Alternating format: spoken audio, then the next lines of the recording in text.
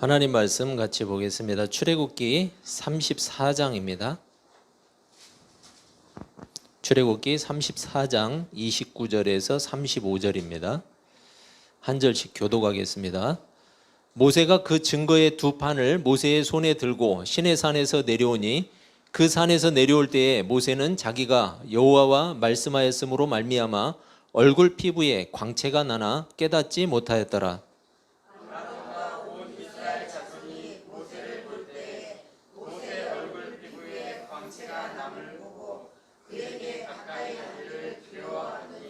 모세가 그들을 부르매 아론과 회중의 모든 어른이 모세에게로 오고 모세가 그들과 말하니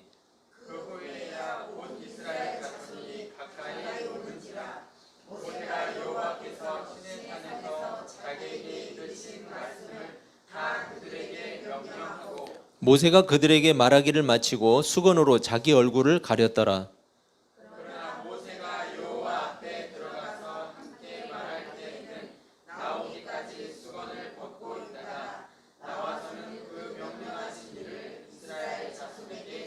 같이 읽습니다. 이스라엘 자손이 모세의 얼굴을 광채를 보므로 모세가 여호와께 말하러 들어가기까지 다시 수건으로 자기 얼굴을 가렸더라. 아멘.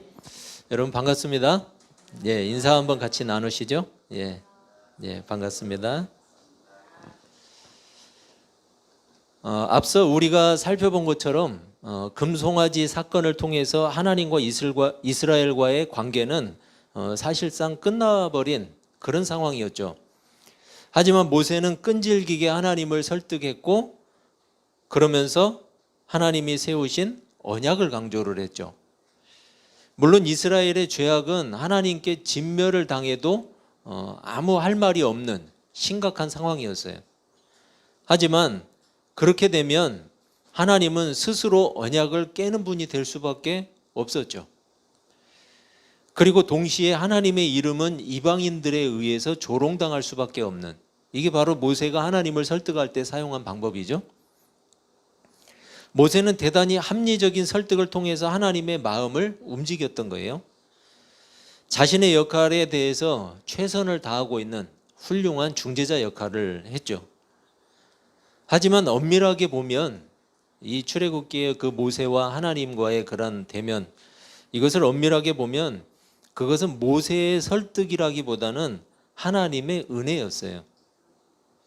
하나님은 여러분 당장이라도 이스라엘을 진멸할 것처럼 진노하셨죠. 그래서 이스라엘은 도저히 빠져나갈 길이 없었어요. 빠져나갈 수 없는 상황에 딱 처해버린 거죠.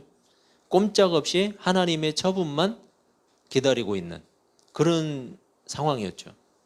그런데 하나님이 모세를 부추겨서 피할 길을 열어주셨어요. 마치 여러분 이것과 같죠. 꼼짝없이 갇혀있는 그 이스라엘 백성들에게 살짝 뒷문을 열어주시는 그런 모습이에요. 여러분 이게 하나님의 은혜예요. 결국 하나님은 이스라엘과 다시 언약을 세우기로 하셨어요. 그럼에도 불구하고 하나님의 은혜를 베푸신 거예요. 그럼에도 불구하고 이스라엘이 그렇게 하나님을 배반했음에도 불구하고 다시 은혜를 베푸셨어요. 이러한 하나님의 성품을 본문에서 34장 6절에서는 이렇게 설명을 하고 있어요.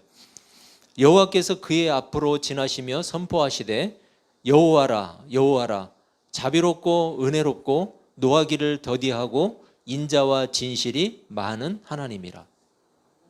이렇게 하나님을 설명하고 있죠. 하나님의 성품이 어떠신가? 이스라엘이 하나님의 백성으로 남을 수 있었던 것은 그럼에도 불구하고 베푸신 하나님의 은혜였다는 거예요. 여러분 우리 역시 마찬가지 아니에요? 우리 구원받을 만한 조건들 여러분 자신에게서 찾거나 사람에게서 찾으려고 해보세요. 여러분 찾을수록 구원의 조건은 없고 오히려 심판받을 만한 조건만 가득하다라는 걸 알 수 있어요. 우리가 하나님의 백성, 구원의 백성이 되는 것은 그럼에도 불구하고 베푸시는 하나님의 은혜라는 사실이에요. 하나님은 모세에게 다시 뭘 준비하라고 해요? 돌판을 준비하라고 이야기해요. 다시 돌판을 준비하라. 원래 돌판은 어떻게 됐어요? 깨져버렸죠. 모세가 던져서 깨뜨려 버렸죠. 하나님이 친히 써주신 두 돌판이 이미 깨져버렸기 때문에 하나님은 다시 돌판을 준비해서 시내산 꼭대기로 올라와라 명령하셨어요. 모세는 깨진 것과 동일한 돌판을 준비를 했어요. 그리고 다시 산 위로 올라갔어요. 그리고 다시 또 40일간. 그 40일을 못 기다려서 이스라엘 백성들이 금송아지를 만들었죠. 그런데 또 다시 40일. 모세는 힘들었겠어요.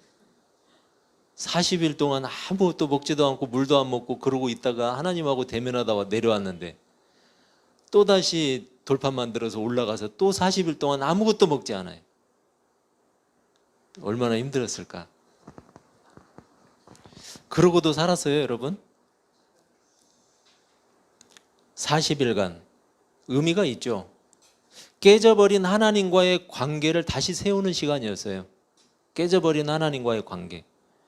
하나님은 언약 관계에 있어서 하나님께서 행하실 일, 그리고 이스라엘이 지켜야 할 의무에 대해서 다시 설명하신 거예요. 하나님이 너희들을 지킬 것이다. 저 가나안의 족속들을 몰아내고 그 땅을 너희에게 줄 것이다. 그러면 너희들은 그곳에 들어가서 하나님의 백성으로 살 것이다. 다시 설명을 해 주셨어요. 그렇게 40일이 지나고 마침내 모세가 다시 두 돌판을 들고 재등장했어요. 여러분, 그림이 좀 우습죠? 먼저 들고 왔던 건 깨뜨려 버리고 다시 40일이 지나서 또 돌판을 들고 나타났어요. 그런데 신기한 일이 있었죠. 모세의 얼굴에서 광채가 났어요. 뭘 발랐길래 광채가 났을까? 이스라엘 백성들이 두려워했죠. 그 광채가 나는 걸 보고 두려워했어요, 처음에는. 그래서 수건으로 얼굴을 가리기까지 했어요. 하나님과 대면을 해서 모세가 거룩한 존재로 변형이 된 건가? 그렇게 생각할 수 있죠. 당시 모세는 하나님의 말씀을 대언하는 사람이었어요. 하나님의 말씀을 대언하는 사람, 백성들에게. 모세에게서 광채가 난 것은 여러분, 모세의 형질이 변화됐을까요? 모세가 뭔가 특별한 존재로 변형이 돼버렸을까요? 존재 자체가 변화된 거, 여러분, 그게 아니었어요. 그것은 하나님의 영광을 대변하는 것이었어요. 하나님의 영광. 즉 하나님의 영광을 백성들에게 나타내는 것이었어요. 여러분, 사실 하나님이 다시 세우신 언약을 한번 보세요. 전혀 새로울 게 없어요. 뭐 새로워진 게 있어요? 하나님이 아브라함에게 약속하셨던 언약하고 별로 다를 게 없어요. 가나안 땅에 들이시겠다는 거였어요. 거기서 자손이 번성하겠다는 것이었어요. 그거 외에는 달라진 게 없어요. 아니, 그거 외가 아니라 바로 그거였어요. 언약의 내용이. 그런데 출애굽 사건을 통해서 이스라엘이 경험했던 게 있죠. 이스라엘 백성들이 하나님을 경험했죠. 출애굽 사건을 통해서. 바로 그 출애굽 사건을 통해서 경험한 하나님을 기억하라고 하나님이 말하고 있어요. 왜냐하면 아브라함에게서는 그게 없잖아요. 그런데 지금 이스라엘은 어때요? 그 과정에서 겪은 하나님이 있잖아요. 그 하나님을 기억하라는 것이었어요. 그리고 어떻게 해요? 가나안 땅에 들어가서 지켜야 할 내용도 말씀을 하셨죠. 이런 내용들 역시 마찬가지예요. 아브라함 언약이 실행되는 과정에 있는 거예요. 실행되는 과정이었던 거지 아브라함 언약과 달라진 게 없어요. 결론적으로 보면 하나님은 한 번도 언약을 변경하거나 취소한 적이 없다는 거예요. 그 언약 그대로 유지되고 있었어요. 오히려 어때요? 백성들이 반역을 했어요. 그럼에도 불구하고 언약을 끝까지 지키신 분이 누구예요? 하나님이세요. 이스라엘 백성들의 반역에도 불구하고 하나님은 어떻게든 언약을 보존하고 계셨던 거예요. 그걸 어기지 않고. 그리고 다시 새롭게 세우신 언약, 이것은 더 이상 아브라함을 향한 것이 아니었어요. 과거에 아브라함에게 세우신 언약이지만 이제는 더 이상 새롭게 세우는 언약은 아브라함을 향한 게 아니잖아요. 이제 누구를 향한 거예요? 모세와 이스라엘 백성들을 향한 언약이었어요. 그래서 새롭게 세우신 거예요. 언약의 내용이 달라진 게 아니에요. 하나님은 그 언약 그대로를 지키고 계셨는데 이제 새롭게 모세와 이스라엘 백성들에게 다시 세우신 거예요. 그러니까 언약이 바뀐 게 아니죠. 그 언약 그대로를 이스라엘 백성들에게 지금 주고 계신 거예요. 여러분, 모세의 얼굴에서 난 이 광채, 이 하나님의 영광은 누구를 향한 것일까요? 이스라엘 백성들을 향한 거예요. 백성들을 향한 것. 하나님의 영광을 보여주신 거죠.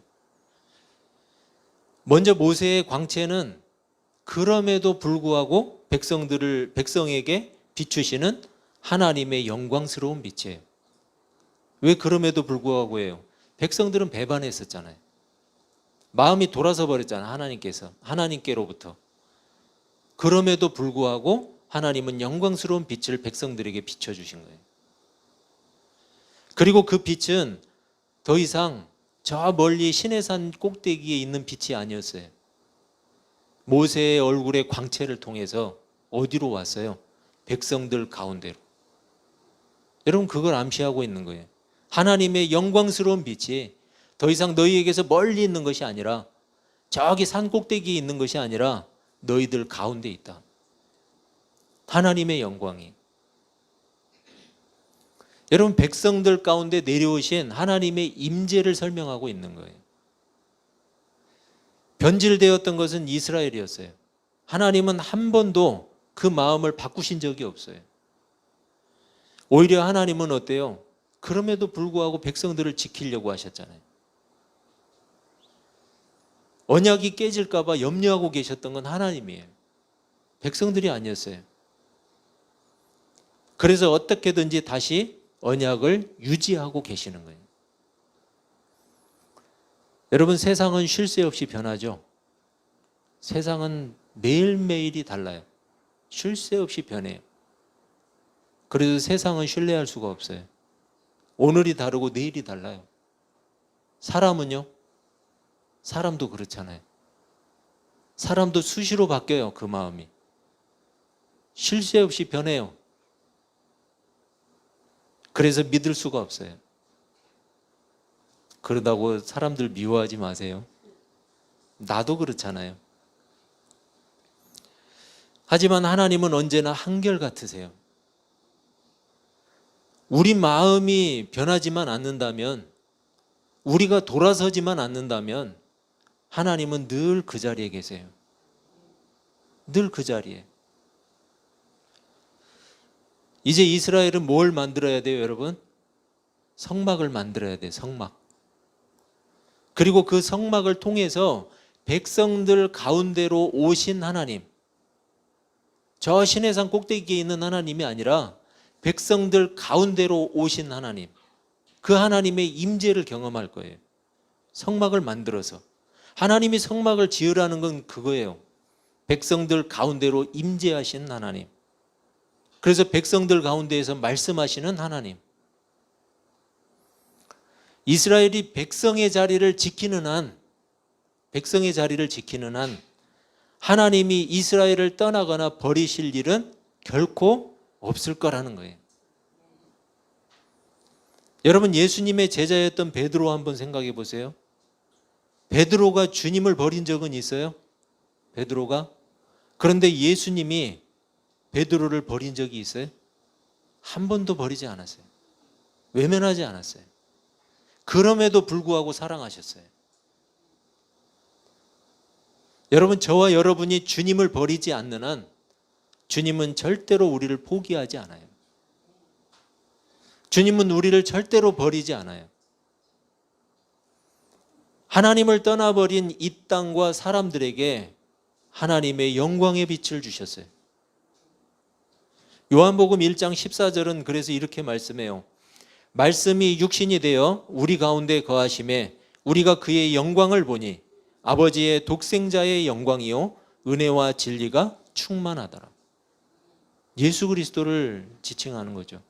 하나님의 영광, 하나님의 영광의 빛. 사람들은 하나님을 거역하고 타락해 버렸어요. 하지만 하나님은 그런 사람들을 용서하셨어요. 예수 그리스도를 통해서 그 용서를 증명해 주셨어요. 인간은 그랬음에도 불구하고 하나님은 한 번도 그 마음을 바꾸지 않으셨던 거예요. 이스라엘 백성 가운데 세워질 성막, 그 성막은 신실하신 하나님의 그 은혜를 증명하는 것이었어요. 백성들 가운데 계시는 하나님. 예수 그리스도를 통해서 세워진 교회, 이 교회는 하나님의 은혜를 증명하는 영적인 성막과도 같아요.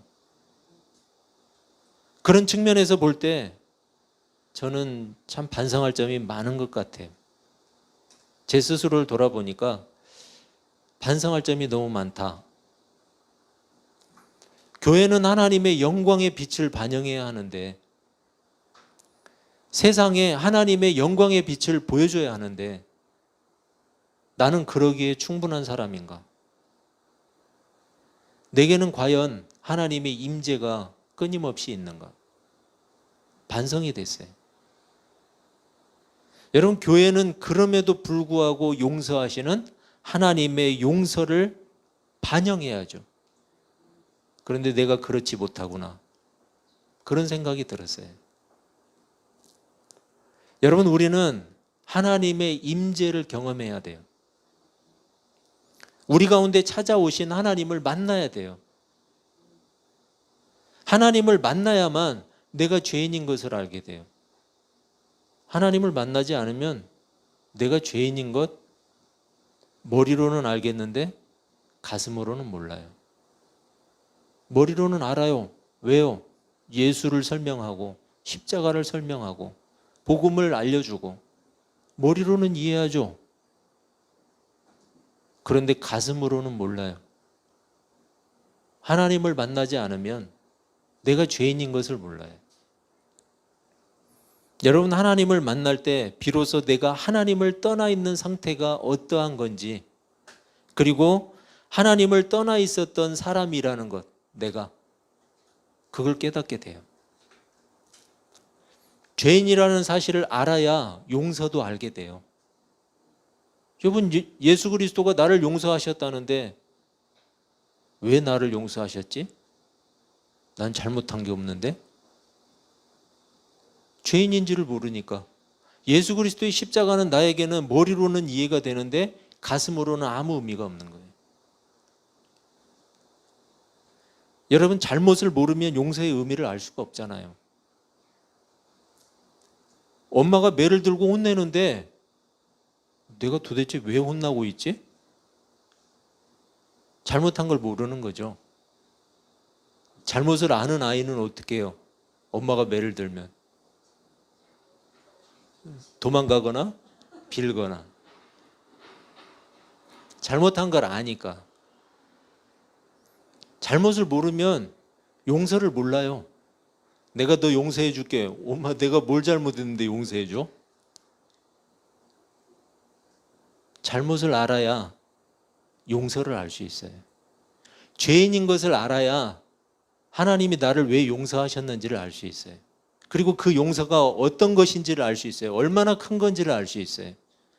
그러면 하나님의 사랑을 알 수 있어요. 여러분, 이건 머리로 되지 않아요. 용서받았다는 것을 알면 감사할 수 있어요. 그냥 감사도 할 수 있죠. 그렇지만 그것은 하나님을 향한 감사라기보다는 그냥 내 마음에 내 스스로에 대한 고마움이에요. 그걸로 끝나요. 내 즐거움에 대한 그냥 보답일 뿐이에요. 여러분, 하나님께 감사하는 것은 내가 죄인인 것을 알고 예수 그리스도를 통한 용서를 알 때, 그럴 때 하나님을 향한 진정한 감사의 마음이 나와요. 그래서 내가 어떻게 살아야 되겠다가 나와요. 결론적으로 내가 죄인인 걸 모르면 내가 어떻게 살아야 될지 몰라요. 하나님의 영광을 봤던 모세가 이스라엘 백성들에게 그 영광의 빛을 반영할 수 있었어요. 하나님의 영광을 봤던 모세가 그 영광의 빛을 백성들에게 반영할 수 있었어요. 여러분, 우리는 하나님의 영광을 보지 못하고는 그 영광을 세상에 반영할 수 없어요. 그래서 우리는 하나님의 영광을 봐야 돼요. 하나님의 영광을 보기 위해서 우리가 뭔가 해야 되는 게 아니에요. 내가 뭘 해야 하나님의 영광을 보지? 내가 꿈을 많이 꿀까? 잠을 많이 잘까? 아니면 기도를 많이 하면 영광이 보이나? 이미 우리는 하나님의 영광을 봤어요. 내가 언제 봤지? 난 본 적 없는데. 예수 그리스도는 우리 가운데 찾아오신 하나님의 영광이에요. 성경은 이 땅 가운데 우리 가운데 찾아오신 하나님의 영광을 증거하고 있어요. 그럼에도 불구하고 용서하신 하나님의 용서, 그 용서를 증거하고 있어요. 성경이. 우리는 성경을 보면서 하나님의 영광을 봤어요. 하나님이 얼마나 영광스러운 분인가. 교회는 그렇게 용서받은 사람들이 모인 곳이에요. 교회는 하나님의 임재와 영광을 볼 수 있는 유일한 곳이에요. 그래서 우리가 가장 먼저 해야 할 일은 우리가 빛 가운데 있는지를 살펴보는 거예요. 내가 빛 가운데 있는가? 여러분, 빛을 알지 못한다면, 그리고 빛 가운데로 나오지 않는다면 우리는 우리가 죄인이라는 사실을 절대로 알 수가 없어요. 어둠 가운데 있으면 우리에게 뭐가 묻었는지, 우리에게 뭐가 잘못됐는지 전혀 인식할 수 없어요. 그런데 빛 가운데 나오면 우리는 우리가 얼마나 더러운 오물들로 범벅이 돼 있는지 우리 자신을 발견하게 돼요. 빛 가운데 나오면. 예수 그리스도 앞에 베드로가 나왔을 때 자기가 죄인인 것을 알았어요. 주님, 저는 죄인입니다. 저를 떠나십시오. 왜요? 빛이신 예수 그리스도 앞에 나오니까 자기가 죄인인 것을 알았어요. 말씀이 육신이 되어 이 땅에 오신 그리스도 앞에, 그분의 십자가 앞에 우리가 부지런히 우리를 세워놓지 않으면 우리는 목이 뻣뻣한 백성으로 살 수밖에 없어요. 교만할 수밖에 없어요. 하나님의 말씀 앞에 부지런히 우리를 노출시키지 않으면 우리는 우리 자신이 죄인인 것도 잊어버리고 살아가요. 여러분, 우리가 나와서 하나님의 말씀을 듣고 하나님을 예배하고 하나님께 기도하는 이유가 뭐예요? 우리 말씀 앞에, 말씀이신 예수님 앞에 우리 자신을 부지런히 세우는 거예요. 그래서 내가 누구인가? 내가 누구의 은혜로 살아가고 있는가? 그것을 확인하는 거예요. 말씀 앞에 계속해서 노출되지 않으면 내가 누구인지, 내가 죄인인 것도 잊어버리고 그냥 살아가요. 그냥 이렇게 살면 되겠지. 안 돼요, 여러분. 그럼에도 불구하고 용서받았다는 사실, 여러분, 우리가 그것을 기억하기 위해서는 하나님의 말씀 앞에 나가야 돼요.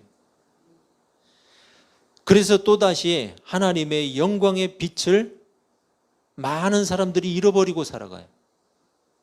왜요? 주님 앞에 계속해서 세우지 않으니까, 자신을 노출시키지 않으니까, 말씀 앞에. 여러분, 기독교의 논리에 쇠뇌당하지 마세요. 하나님의 말씀은 쇠뇌가 아니에요. 쇠뇌당하지 마세요. 이해하세요. 가슴으로 받아들이세요. 쇠뇌당하는 게 아니에요. 사람의 말의 논리에 쇠뇌당하는 것, 절대 그건 기독교가 아니에요. 하나님이 찾아오셔서 우리에게 주신 믿음을 통해서 성경에서 증거하시는 하나님의 영광을 보는 거예요. 그 영광의 빛 가운데, 빛 앞에 나를 세우는 거예요. 그래야 우리는 하나님 앞에 진실해질 수 있어요. 내가 누구인지 알 수 있어요. 그래야 내가 하나님과 끊임없이 교제할 수 있어요. 하나님의 영광의 빛은 우리를 자만하게 하거나 자랑하기 위한 빛이 아니에요. 내가 하나님을 봤다? 하나님의 음성을 들었다? 여러분, 자랑할 일이 아니에요. 겸손하라는 거예요. 우리를 낮추고 겸손하게 하는, 그래서 경건한 두려움을 갖게 하는 하나님의 은혜의 빛, 그게 하나님의 영광이에요. 우리가 그리스도를 봤어요? 성경을 통해서 그리스도가 내 안에 어떤 일을 행하셨는지 믿음으로 받아들이셨어요? 그렇다면 하나님의 영광을 본 거예요. 그렇다면 겸손해야 돼요. 자만하지 말고 경건한 두려움을 가지고 날마다 내가 하나님 앞에 어떻게 살아야 되는지를 하나님 앞에 묻고 또 묻고, 이스라엘 백성들은 모세의 얼굴에서 나는 광채를 통해서 바로 그런 경건한 두려움을 가졌던 거예요. 경건한 두려움. 자신들의 배반에도 불구하고 용서하신 하나님, 그럼에도 불구하고 용서하신 그 하나님의 용서를 떠올린 거예요. 모세의 얼굴에서 나는 그 광채, 하나님의 영광의 빛을 보고, 동시에 자신들의 삶의 자리에 찾아오신 하나님의 임재를 깨닫게 되었어요. 아, 하나님이 우리 가운데 오시는구나. 우리 가운데 말씀하시는구나. 이제는 이스라엘 백성들이 항상 하나님을 의식하면서 살아야 했던 거예요. 여러분, 하나님을 의식하면서 산다는 것, 이스라엘 백성들에게 실제로는 엄청나게 불편한 일이었어요. 그렇지 않나요, 여러분? 불편한 거예요. 하나님을 의식하는 것은 불편한 거예요. 불편해야 돼요. 왜요? 우리는 죄인이니까. 거룩하신 하나님을 의식하는데 죄인이 부끄럽지 않을 수가 있어요? 죄인이 불편하지 않을 수가 있어요? 불편하죠. 하나님의 임재로 인해서 더 긴장해야 되고, 우리 가운데 친히 성막을 통해서 찾아오신 하나님 앞에 자신의 삶을 구별해야 하고, 불편하죠, 여러분. 그렇게 하는 것이 불편한 이유, 그동안 그렇게 살지 않았거든요. 그동안 그렇게 살지 않았어요. 그동안은 자기의 마음이 원하는 대로 살았거든요. 자기 생각이 시키는 대로 했거든요. 그런데 하나님이 오시니까, 하나님의 영광을 보고 하나님이 말씀하시니까 그 하나님의 백성으로 사는 것이 얼마나 불편하겠어요. 하나님을 의식하는 게 얼마나 불편하겠어요. 하지만 하나님의 백성이 되면, 그리고 하나님의 임재 가운데 살게 되면 자신의 죄의 본성을 깨닫게 돼요. 죄의 본성. 아, 내가 죄인이구나. 이전의 삶에 대해서 잘못된 것을 깨닫게 돼요. 아, 내가 잘못 살고 있었구나. 그게 바른 게 아니었구나. 실제로 하나님의 임재는 죄인들에게 이렇게 불편한 거예요. 어떤 삶이 바르지 않은지, 그리고 어떤 삶이 바른지 이것을 알 수 있기 때문이에요. 그래서 하나님을 항상 의식해야 하기 때문이에요. 그래서 하나님의 임재는 경건한 두려움이라고 말하는 거예요. 경건한 두려움. 하나님의 영광의 빛은 하나님의 백성에게 경건한 두려움을 갖게 해요. 여러분, 예수 그리스도가 마냥 옆집 아저씨같이 친근하세요? 좋은 거죠. 그렇지만 예수 그리스도는 사실상 우리에게 불편한 분이에요. 죄인에게. 베드로가 부복하고 내가 죄인입니다를 고백했던 것 같이 사실상 예수 그리스도는 우리에게 불편한 분이에요. 죄인에게는. 여러분, 그것은 무서움이나 공포가 아니에요. 죄로 향할 수 있는 신자의 마음을 하나님께로 돌리는 거예요. 여러분, 죄가 불편해야 하나님의 백성이에요.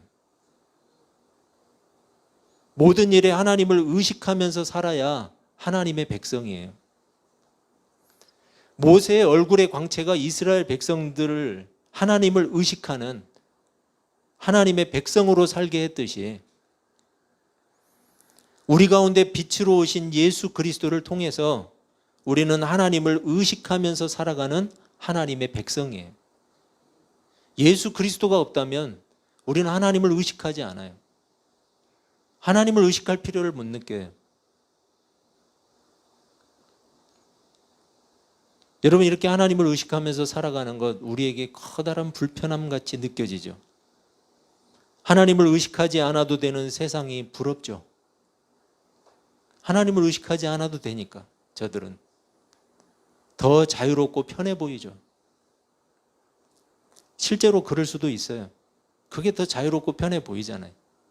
또 그렇잖아요. 하지만 그 길이 어떤 길인지 아시잖아요.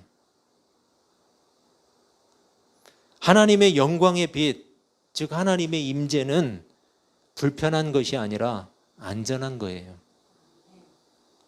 여러분, 우리가 예수 믿는 것 불편한 것 같지만 사실은 안전한 거예요.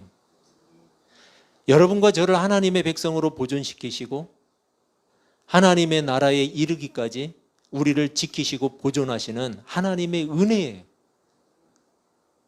그래서 여러분, 불편한 것 같지만 불편한 것이 아니라 안전한 거예요. 여러분, 하나님이 우리를 그렇게 안전하게 항상 지키세요. 언제나 하나님을 의식하시기를 바랍니다. 안전한 길을 걸어가세요. 불편하지만 안전한 길, 편해 보이지만 위험한 길을 가지 마시고 불편하지만 안전한 길을 가세요. 그 길로 하나님의 백성을 하나님이 이끄세요. 그게 좁은 길이에요. 언제나 하나님을 의식하면서 안전한 길을 걸어가는 하나님의 백성으로 사시기를 주님의 이름으로 축복합니다. 기도하겠습니다.